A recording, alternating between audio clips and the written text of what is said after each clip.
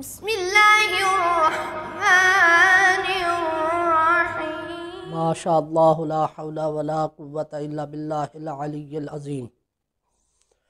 اعوذ باللہ من الشیطان الرجیم، بسم اللہ الرحمن الرحیم۔ قال اللہ الحکیم فی محکم کتابہ الکریم، قد افلح من زکاہا۔ بات ہو رہی ہے اخلاق حسنہ کے حوالے سے۔ ذکر کیا تھا کہ اخلاق حسنہ کا دار و مدار جس چیز پر ہے وہ تزکیہ نفس ہے۔ کیا مراد ہے تزکیہ نفس سے، اس کے بارے میں سیر حاصل گفتگو ہو چکی۔ اب دیکھنا یہ ہے کہ قرآن اور اہل بیت علیہم السلام کی نظر میں تزکیہ نفس کی اہمیت کیا ہے۔ اس لیے کہ ہم شیعہ خیر البریہ کا یہ عقیدہ ہے کہ جناب رسول خدا اس دنیا سے رخصت ہونے سے پہلے امت محمدیہ کے لیے ہدایت کا انتظام فرما کر گئے ہیں، اور ہدایت کے لیے جن دو چیزوں کو چھوڑا ہے ان میں سے ایک اللہ کی پاک کتاب قرآن ہے اور دوسرے اہل بیت علیہم السلام ہے۔ قرآن اللہ کی وہ لا ریب و بے عیب کتاب ہے جو علم و حکمت کا بحر بے کنار ہے۔ قرآن وہ کتاب ہے جو خزانہ معارف ہے، منبع ہدایت ہے۔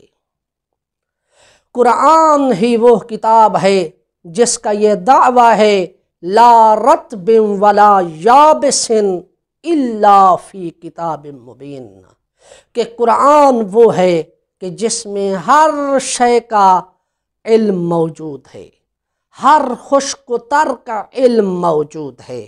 گویا کہ قرآن کہنا چاہتا ہے کہ جس طرح کی بھی آپ ہدایت لینا چاہیں اللہ کی پاک کتاب قرآن میں موجود ہے۔ تو دیکھنا یہ ہے کہ قرآن کی نظر میں تزکیہ نفس کی اہمیت کیا ہے۔ سورہ شمس کی آیت نمبر 9 میں ارشاد رب العزت ہو رہا ہے قد افلح من زکاہا، بے شک کامیاب ہوا وہ انسان جس نے اپنی روح کو پاک و پاکیزہ بنا لیا۔ وقد خاب من دساہا، اور نامراد ہو گیا، برباد ہوا وہ انسان جس نے اپنی روح کو گناہوں سے آلودہ کر لیا۔ سورہ اعلیٰ میں ارشاد رب العزت ہو رہا ہے وقد افلح من تزکا، بے شک کامیاب ہے وہ انسان جس نے تزکیہ نفس کر لیا ہے۔ تو معلوم ہوا قرآن کریم کی ان آیات کی روشنی میں کہ تزکیہ نفس کی کتنی اہمیت ہے۔ انبیاء کو بھیجنے کا مقصد لوگوں کے نفوس کا تزکیہ ہے۔ اللہ نے انبیاء کو بھیجا اور اس بات کی ہدایت فرمائی کہ وہ لوگوں میں جا کر ان کا تزکیہ نفس کریں، اور حکم دیا کہ تزکیہ نفس کو ہی اسلام کی اساس قرار دیا جائے۔ جناب ابراہیم اور جناب اسماعیل علیہم السلام جس وقت کعبہ کی دیواریں بلند کر رہے تھے تو جناب ابراہیم علیہ السلام نے اہل مکہ کے نفوس کی تزکیہ کی دعا کی اور جناب رسول خدا کی بعثت کی استدعا کی۔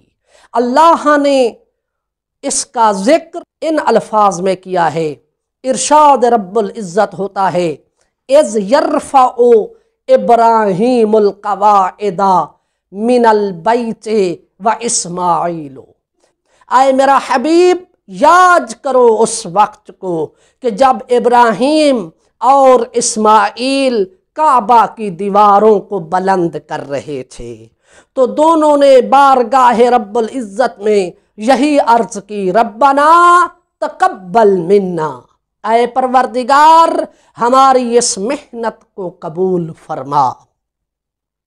اس کے بعد جناب ابراہیم علیہ السلام نے بارگاہ رب العزت میں عرض کی، ربنا وابعث فیہم رسولا منہم، اے پروردگار اہل مکہ کے درمیان ایک ایسا رسول مبعوث فرما جو انہی میں سے ہو۔ کام اس کا کیا ہونا چاہیے؟ یتلو علیہم آیاتہ ویزکیہم، جس کا کام یہ ہو کہ وہ ان پر تیری آیات کی تلاوت کرے اور ان کے نفوس کا تزکیہ کرے، یعنی انہیں کفر اور شرک جیسی لعنت سے نکال کر اسلام کی طرف لے آئے، ان کی روحوں کو اسلام کی روشنی سے منور کرے۔ وَيُعَلِّمُهُمُ الْكِتَابَ وَالْحِكْمَةَ، اور انہیں کتاب اور حکمت کی تعلیم دے۔ اِنَّكَ أَنْتَ الْعَزِيزُ الْحَكِيمُ، بے شک تو صاحب حکمت بھی ہے، صاحب اقتدار بھی ہے۔ اور اس بات میں کوئی شک نہیں کہ جناب رسول خدا جناب ابراہیم علیہ السلام کی دعا کا ثمر ہیں۔ جناب عبداللہ ابن مسعود سے روایت ہے، فرماتے ہیں کہ جناب رسول خدا نے فرمایا، انا دعوت ابراہیم، بے شک میں اپنے جد امجد جناب ابراہیم علیہ السلام کی دعا کا ثمر ہوں۔ اور جناب رسول خدا جب اس دنیا میں تشریف لائے اور اہل مکہ کے ہاں مبعوث بالرسالت ہوئے، تو جناب رسول خدا نے اپنے وظیفہ ہدایت کو، اپنے وظیفہ بعثت کو اس طرح سے نبھایا اور لوگوں کے نفوس کا اس انداز میں تزکیہ کیا کہ اللہ نے اپنے حبیب کی مدحت سرائی ان الفاظ میں فرمائی۔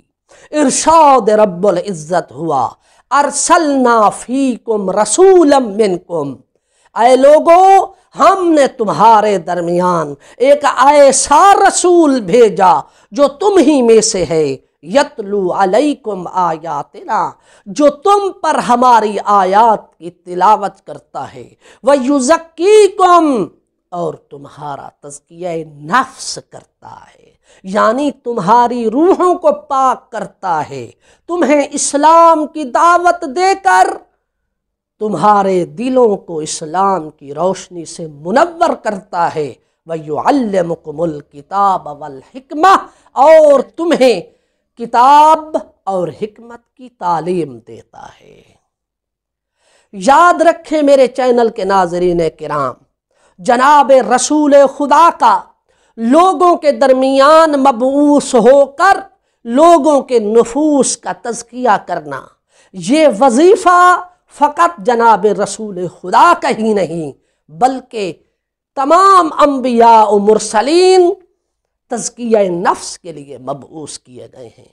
جناب آدم سے لے کر جناب خاتم تک جتنے بھی انبیاء آئے ہیں، ان کا مقصد لوگوں کے نفوس کا تزکیہ تھا۔ اس مطلب کو انشاءاللہ آنے والی نشست میں بیان کیا جائے گا۔